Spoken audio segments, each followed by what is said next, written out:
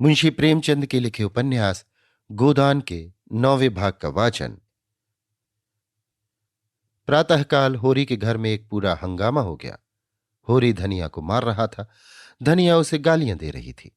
दोनों लड़कियां बाप के पांव से लिपटी चिल्ला रही थी और गोबर मां को बचा रहा था। बार बार होरी का हाथ पकड़कर पीछे ढकेल देता, पर ज्यों ही धनिया के मुंह से कोई गाली निकल जाती, होरी अपने हाथ छुड़ाकर उसे 2-4 घूंसे और लात जमा देता। उसका बूढ़ा क्रोध जैसे किसी गुप्त संचित शक्ति को निकाल लाया हो। सारे गांव में हलचल पड़ गई। लोग समझाने के बहाने तमाशा देखने आ पहुंचे। शोभा लाठी टेकता खड़ा हुआ। दाता दीन ने डांटा, ये क्या है होरी, तुम बावले हो गए हो क्या? कोई इस तरह घर की लक्ष्मी पर हाथ छोड़ता है? तुम्हें ये रोग न था? क्या हीरा की छूत तुम्हें भी लग गई? होरी ने पालागन करके कहा, महाराज तुम इस बखत न बोलो, मैं आज इसकी बांध छुड़ाकर तब दम लूंगा। मैं जितना ही तरह देता हूं उतना ही ये सिर चढ़ती जाती है। धनिया सजल क्रोध से बोली, महाराज तुम गवाह रहना, मैं आज इसे और इसके हत्यारे भाई को जेल भिजवाकर तब पानी पीऊंगी। इसके भाई ने गाय को माहौर खिलाकर मार डाला। अब मैं जो थाने रपट लिखाने जा रही हूं तो ये हत्यारा मुझे मारता है। इसके पीछे अपनी जिंदगी चौपट कर दी, उसका ये नाम दे रहा है। होरी ने दांत पीसकर और आंखें निकालकर कहा, फिर वही बात मुंह से निकाली? तूने देखा था हीरा को माहौर खिलाते? तू कसम खा कि तूने हीरा को गाय की नांद के पास खड़े नहीं देखा? हां, मैंने नहीं देखा, कसम खाता हूं। बेटे के माथे पर हाथ रख के कसम खा। होरी ने गोबर के माथे पर कांपता हुआ हाथ रखकर कांपते हुए स्वर में कहा, मैं बेटे की कसम खाता हूं कि मैंने हीरा को नांद के पास नहीं देखा। धनिया ने जमीन पर थूक कर कहा, थुड़ी है तेरी जुटाई पर। तूने खुद मुझसे कहा कि हीरा चोरों की तरह नांद के पास खड़ा था, और अब भाई के पक्ष में झूठ बोलता है। थुड़ी है। अगर मेरे बेटे का बाल भी बांका हुआ तो घर में आग लगा दूंगी, सारी गृहस्थी में आग लगा दूंगी।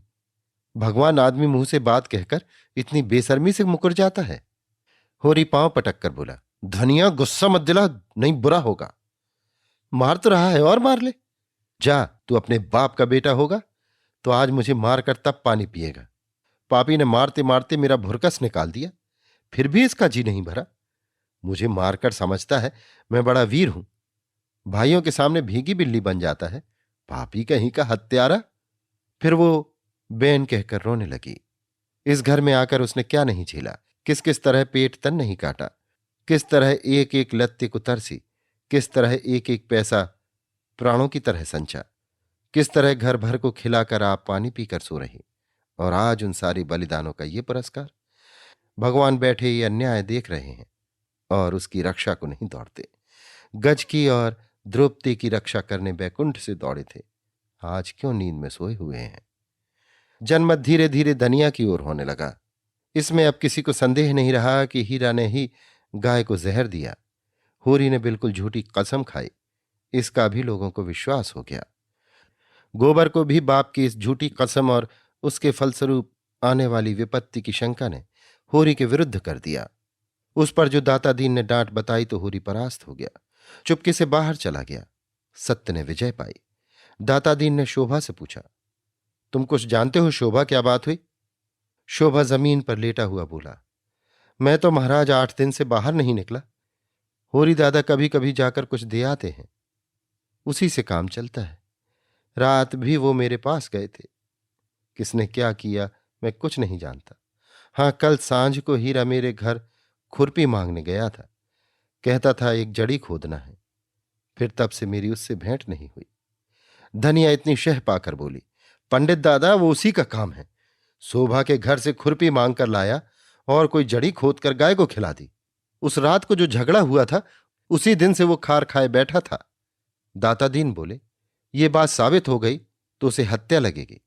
पुलिस कुछ करे या न करे, धर्म तो बिना दंड दिए न रहेगा। चली तो जा रुपया, हीरा को बुला ला। कहना पंडित दादा बुला रहे हैं। अगर उसने हत्या नहीं की है तो गंगा जली उठा ले और चौरे पर चढ़कर कसम खाए। धनिया बोली, महाराज उसके कसम का भरोसा नहीं, चटपट खा लेगा। जब इसने झूठी कसम खा ली, जो बड़ा धर्मात्मा बनता है, तो हीरा का क्या विश्वास। अब गोबर बोला, खा ले झूठी कसम, वंश का अंत हो जाए। बूढ़े जीते रहें, जवान जी कर क्या करेंगे? रूपा एक क्षण में आकर बोली, काका घर में नहीं पंडित दादा। काकी कहती हैं कहीं चले गए हैं। दाता दीन ने लंबी दाढ़ी फटकार कर कहा, तूने पूछा नहीं कहाँ चले गए हैं? घर में छिपा बैठा ना हो, देख तो सोना, भीतर तो नहीं बैठा है। धनिया ने टोका, उसे मत भेजो दादा, हीरा के सिर पर हत्या सवार है, न जाने क्या कर बैठे। दाता दीन ने खुद लकड़ी संभाली और खबर लाए कि हीरा सचमुच कहीं चला गया है। पुनिया कहती है लुटिया, डोर और डंडा सब लेकर गए हैं। पुनिया ने पूछा भी कहाँ जाते हो, पर बताया नहीं। उसने 5 रुपए आले में रखे थे, रुपए वहां नहीं है। साइत रुपए भी लेता गया। धनिया शीतल हृदय से बोली, मुंह में कालिख लगाकर कहीं भागा होगा। शोभा बोला, भाग के कहां जाएगा, गंगा नहाने न चला गया हो। धनिया ने शंका की, गंगा जाता तो रुपए क्यों ले जाता, और आजकल कोई परब भी तो नहीं है। इस शंका का कोई समाधान न मिला। धारणा दृढ़ हो गई। आज होरी के घर भोजन नहीं पका, न किसी ने बैलों को सानी पानी दिया। सारे गांव में सनसनी फैली हुई थी। 2-2, 4-4 आदमी जगह जगह जमा होकर इसी विषय की आलोचना कर रहे थे। हीरा अवश्य कहीं भाग गया। देखा होगा कि भेद खुल गया, अब जेल जाना पड़ेगा, हत्या अलग लगेगी, बस कहीं भाग गया। पुनिया अलग रो रही थी, कुछ कहा न सुना, ना जाने कहाँ चल दिए। जो कुछ कसर रह गई थी वो संध्या समय हल्के के थानेदार ने आकर पूरी कर दी। गांव के चौकीदार ने इस घटना की रपट की, जैसा उसका कर्तव्य था, और थानेदार साहब भला अपने कर्तव्य से कब चूकने वाले थे। अब गांव वालों को भी उनका सेवा सत्कार करके अपने कर्तव्य का पालन करना चाहिए। दाता दीन, झिंगूरी सिंह, नोखेराम, उनके चारों प्यादे, मंगरू साह और लाला पटेश्वरी सभी आ पहुंचे और दरोगा जी के सामने हाथ बांधकर खड़े हो गए। होरी की तलबी हुई। जीवन में ये पहला अवसर था कि वो दरोगा के सामने आया। ऐसा डर रहा था जैसे फांसी हो जाएगी। धनिया को पीटते समय उसका एक एक अंग फड़क रहा था। दरोगा के सामने कछुए की भांति भीतर सिमटा जाता था। दरोगा ने उसे आलोचक नेत्रों से देखा और उसके हृदय तक पहुंच गए। आदमियों की नस पहचानने का उन्हें अच्छा अभ्यास था। किताबी मनोविज्ञान में कोरे, पर व्यवहारिक मनोविज्ञान के मर्मज्ञ थे। यकीन हो गया आज अच्छे का मुंह देखकर उठे हैं, और होरी का चेहरा कहे देता था इसे केवल एक घुड़की काफी है। दरोगा ने पूछा, तुझे किस पर शुभा है? होरी ने जमीन छुई और हाथ बांधकर बोला, मेरा शुभा किसी पर नहीं है सरकार। गाय अपनी मौत से मरी है, बुढ़ी हो गई थी। धनिया भी आकर पीछे खड़ी थी, तुरंत बोली, गाय मारी है तुम्हारे भाई हीरा ने। सरकार ऐसे बौड़म नहीं है कि जो कुछ तुम कह दोगे वो मान लेंगे। यहां जांच तहकीकात करने आए हैं। दरोगा जी ने पूछा, ये कौन औरत है? कई आदमियों ने दरोगा जी से कुछ बातचीत करने का सौभाग्य प्राप्त करने के लिए चढ़ा चढ़ी की। एक साथ बोले और अपने मन को इस कल्पना से संतोष दिया कि पहले मैं बोला, होरी की घरवाली है सरकार। तो इसे बुलाओ, मैं पहले इसी का बयान लिखूंगा। वो कहाँ है हीरा? विशिष्ट जनों ने एक स्वर से कहा, वो तो आज सवेरे कहीं चला गया है सरकार। मैं उसके घर की तलाशी लूंगा। तलाशी? होरी की सांस तले ऊपर होने लगी। उसके भाई हीरा के घर की तलाशी होगी और हीरा घर में नहीं है। और फिर होरी के जीते जी उसके देखते ये तलाशी न होने पाएगी। और धनिया से अब उसका कोई संबंध नहीं, जहां चाहे जाए। जब वो उसकी इज्जत बिगाड़ने पर आ गई है तो उसके घर में कैसे रह सकती है? जब गली गली ठोकर खाएगी तब पता चलेगा। गांव के विशिष्ट जनों ने इस महान संकट को टालने के लिए कानाफूसी शुरू की। दाता दीन ने गंजा सिर हिलाकर कहा, ये सब कमाने के ढंग है। पूछो हीरा के घर में क्या रखा है? पटेश्वरी लाल बहुत लंबे थे, पर लंबे होकर भी बेवकूफ न थे। अपना लंबा काला मुंह और लंबा करके बोले, और यहां आया है किस लिए? और जब आया है बिना लिए दिए गया कब है? झिंगुरी सिंह ने होरी को बुलाकर कान में कहा, निकालो जो कुछ देना हो, यों गला न छूटेगा। दरोगा जी ने अब जरा गरज कर कहा, मैं हीरा के घर की तलाशी लूंगा। होरी के मुख का रंग ऐसा उड़ गया था जैसे देह का सारा रक्त सूख गया हो। तलाशी उसके घर हुई तो उसके भाई के घर हुई तो एक ही बात है। हीरा अलग सही, पर दुनिया तो जानती है वो उसका भाई है। मगर इस वक्त उसका कुछ बस नहीं। उसके पास रुपए होते तो इसी वक्त 50 रुपए लाकर दरोगा जी के चरणों पर रख देता और कहता, सरकार मेरी इज्जत अब आपके हाथ है। मगर उसके पास तो जहर खाने को भी एक पैसा नहीं है। धनिया के पास चाहे 2-4 रुपए पड़े हो, पर वो चुड़ैल भला क्यों देने लगी। मृत्युदंड पाए हुए आदमी की भांति सिर झुकाए अपने अपमान की वेदना का तीव्र अनुभव करता हुआ चुपचाप खड़ा रहा। दाता दीन ने होरी को सचेत किया, अब इस तरह खड़े रहने से काम न चलेगा होरी, रुपए की कोई जुगत करो। होरी दीन स्वर में बोला, अब मैं क्या अरज करूं महाराज, अभी तो पहले ही की गठरी सिर पर लदी है और किस मुंह से मांगू, लेकिन इस संकट से उभार लो। जीता रहा तो कौड़ी कौड़ी चुका दूंगा, मैं मर भी जाऊं तो गोबर तो है ही। नेताओं में सलाह होने लगी, दरोगा जी को क्या भेंट किया जाए। दाता दीन ने 50 का प्रस्ताव किया। झिंगुरी सिंह के अनुमान से 100 से कम पर सौदा न होगा। नौखेराम भी 100 के पक्ष में थे और होरी के लिए 100 और 50 में कोई अंतर न था। इस तलाशी का संकट उसके सिर से टल जाए, पूजा चाहे कितनी ही चढ़ानी पड़े। मरे को मन भर लकड़ी से जलाओ, यह 10 मन से, उसे क्या चिंता। मगर पटेश्वरी से यह अन्याय न देखा गया। कोई डाका या कत्ल तो हुआ नहीं, केवल तलाशी हो रही है, इसके लिए 20 रुपए बहुत हैं। नेताओं ने धिक्कारा, तो फिर दरोगा जी से बातचीत करना, हम लोग नगीच न जाएंगे, कौन घुड़कियां खाए। होरी ने पटेश्वरी के पांव पर अपना सिर रख दिया, भैया मेरा उद्धार करो, जब तक जीऊंगा तुम्हारी ताबेदारी करूंगा। दरोगा जी ने फिर अपने विशाल वक्ष और विशालतर उदर की पूरी शक्ति से कहा, कहाँ है हीरा का घर, मैं उसके घर की तलाशी लूंगा। पटेश्वरी ने आगे बढ़कर दरोगा जी के कान में कहा, तलाशी लेकर क्या करोगे हुजूर, उसका भाई आपकी ताबेदारी के लिए हाजिर है। दोनों आदमी जरा अलग जाकर बातें करने लगे। कैसा आदमी है? बहुत ही गरीब हुजूर, भोजन का ठिकाना भी नहीं। हाँ हुजूर, ईमान से कहता हूं। अरे, तो क्या एक 50 का डॉल भी नहीं है? कहाँ की बात हुजूर, 10 मिल जाए तो 1000 समझिए। 50 तो 50 जन्म भी मुमकिन नहीं, और वो भी जब कोई महाजन खड़ा हो जाए। दरोगा जी ने 1 मिनट तक विचार करके कहा, तो फिर उसे सताने से क्या फायदा, मैं ऐसों को नहीं सताता जो आप ही मर रहे हो।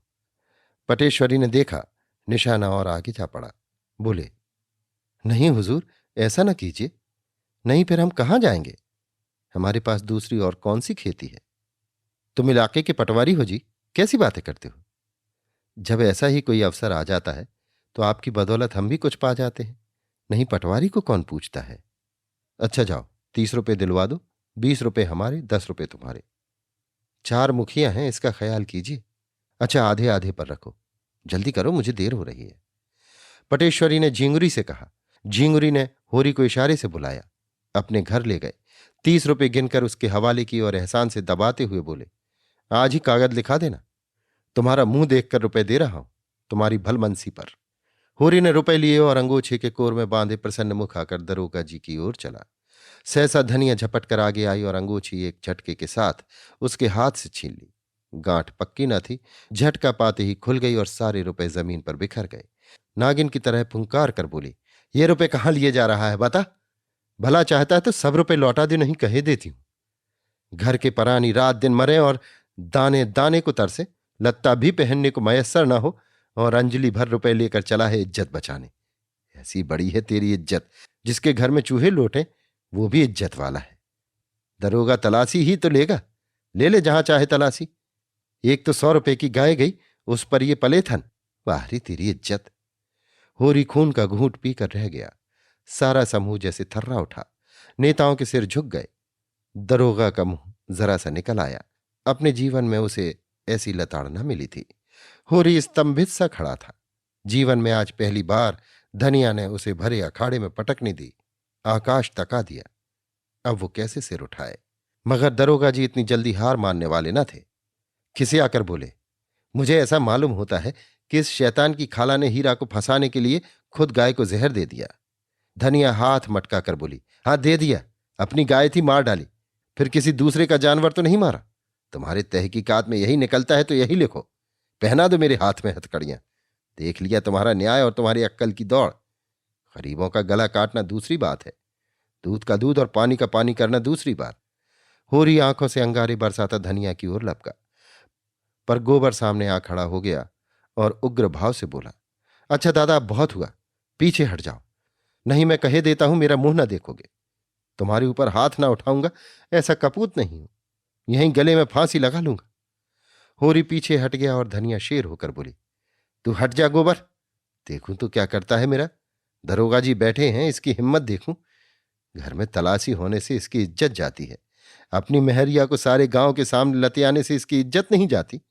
यही तो वीरों का धर्म है। बड़ा वीर है तो किसी मर्द से लड़, जिसकी बाह पकड़कर लाया उसे मारकर बहादुर न कहलाएगा। तो समझता होगा मैं इसे रोटी कपड़ा देता हूं, आज से अपना घर संभाल। देख तो इसी गांव में तेरी छाती पर मूंग दलकर रहती हूं कि नहीं, और उससे अच्छा खाऊं पहनूंगी, इच्छा हो देख ले। होरी परास्त हो गया। उसे ज्ञात हुआ स्त्री के सामने पुरुष कितना निर्बल, कितना निरुपाय है। नेताओं ने रुपए चुनकर उठा लिए थे और दरोगा जी को वहां से चलने का इशारा कर रहे थे। धनिया ने एक ठोकर और जमाई, जिसके रुपए हों ले जाकर उसे दे दो, हमें किसी से उधार नहीं लेना है, और जो देना है तो उसी से लेना। मैं दमड़ी भी ना दूंगी, चाहे मुझे हाकिम के इजलास तक ही चढ़ना पड़े। हम बाकी चुकाने को 25 रुपए मांगते थे, किसी ने ना दिया, आज अंजुली भर रुपए ठनाठन निकाल के दे दिए। मैं सब जानती हूं, यहां तो बाट बखरा होने वाला था, सभी के मुंह मीठे होते। ये हत्यारे गांव के मुखिया हैं, गरीबों का खून चूसने वाले। सूद ब्याज डेढ़ी सवाई नजर नजराना घूस घास जैसे भी हो, गरीबों की लूटो, उस पर सुराज चाहिए। जेल जाने से सुराज न मिलेगा, सुराज मिलेगा धर्म से, न्याय से। नेताओं के मुंह में कालिख सी लगी हुई थी, दरोगा जी के मुंह पर झाड़ू सी फिरी हुई थी। इज्जत बचाने के लिए हीरा के घर की ओर चले। रास्ते में दरोगा ने स्वीकार किया, औरत है बड़ी दिलेर। पटेश्वरी बोले, दिलेर है हुजूर, करकशा है, ऐसी औरत को तो गोली मार दें। तुम लोगों का काफिया तंग कर दिया उसने, 4-4 तो मिलते ही। हुजूर के भी तो 15 रुपए गए, मेरे कहाँ जा सकते हैं। वो ना देगा गांव के मुखिया देंगे, और 15 रुपए की जगह पूरे 50 रुपए। आप लोग चटपट इंतजाम कीजिए। पटेश्वरी लाल ने हंसकर कहा, हुजूर बड़े दिल लगी बाज हैं। दाता दीन बोले, बड़े आदमियों की यही लक्षण है, ऐसे भाग्यवानों के दर्शन कहाँ होते हैं। दरोगा जी ने कठोर स्वर में कहा, यह खुशामद फिर कीजिएगा, इस वक्त तो मुझे 50 रुपए दिलवाइए नगद, और ये समझ लो कि आना कानी की तो मैं तुम चारों के घर की तलाशी लूंगा। बहुत मुमकिन है कि तुमने हीरा और होरी को फंसाकर उनसे 150 ऐंठने के लिए पाखंड रचा हो। नेतागण अभी तक यही समझ रहे थे, दरोगा जी विनोद कर रहे हैं। झिंगुरी सिंह ने आंखें मारकर कहा, निकालो 50 रुपए पटवारी साहब। नौखेराम ने उनका समर्थन किया। पटवारी साहब का इलाका है, उन्हें जरूर आपकी खातिर करनी चाहिए। पंडित नौखेराम जी की चौपाल आ गई। दरोगा जी एक चारपाई पर बैठ गए और बोले, तुम लोगों ने क्या निश्चय किया, रुपए निकालते हो या तलाशी करवाते हो। दाता दीन ने आपत्ति की, मगर हुजूर। मैं अगर मगर कुछ नहीं सुनना चाहता। झिंगुरी सिंह ने साहस किया, सरकार ये तो सरासर, मैं 15 मिनट का समय देता हूं, अगर इतनी देर में पूरे 50 रुपए ना आए तो तुम चारों के घर की तलाशी होगी। और गंडा सिंह को जानते हो, उसका मारा पानी भी नहीं मांगता। पटेश्वरी लाल ने तेज स्वर से कहा, आपकी अख्तियार है, तलाशी ले लें, ये अच्छी दिल लगी है, काम कौन करे पकड़ा कौन जाए। मैंने 25 साल थानेदारी की है, जानते हो, लेकिन ऐसा अंधेर तो कभी नहीं हुआ। तुमने कभी अंधेर नहीं देखा, कहो तो वो भी दिखा दो, एक एक को 5-5 साल के लिए भिजवा दो। ये मेरे बाएं हाथ का खेल है, डाके में सारे गांव को काले पानी भिजवा सकता हूं, इस धोखे में न रहना। चारों सज्जन चौपाल के अंदर जाकर विचार करने लगे। फिर क्या हुआ किसी को मालूम नहीं। हां, दरोगा जी प्रसन्न दिखाई दे रहे थे और चारों सज्जनों के मुंह पर फिटकार बरस रही थी। दरोगा जी घोड़े पर सवार होकर चले तो चारों नेता दौड़ रहे थे। घोड़ा दूर निकल गया तो चारों सज्जन लौटे, इस तरह मानो किसी प्रियजन का संस्कार करके शमशान से लौट रहे हों। सहसा दाता दीन बोले, मेरा सराप न पड़े तो मुंह न दिखाऊं। नोखेराम ने समर्थन किया, ऐसा धन कभी फलते नहीं देखा। पटेश्वरी ने भविष्यवाणी की, हराम की कमाई हराम में जाएगी। झिंगुरी सिंह को आज ईश्वर की न्यायपरता में संदेह हो गया। भगवान ना जाने कहां है कि अंधेर देखकर भी पापियों को दंड नहीं देते। इस वक्त इन सज्जनों की तस्वीर खींचने लायक थी। अभी आप सुन रहे थे मुंशी प्रेमचंद के लिखे उपन्यास गोदान के 9वें भाग का वाचन।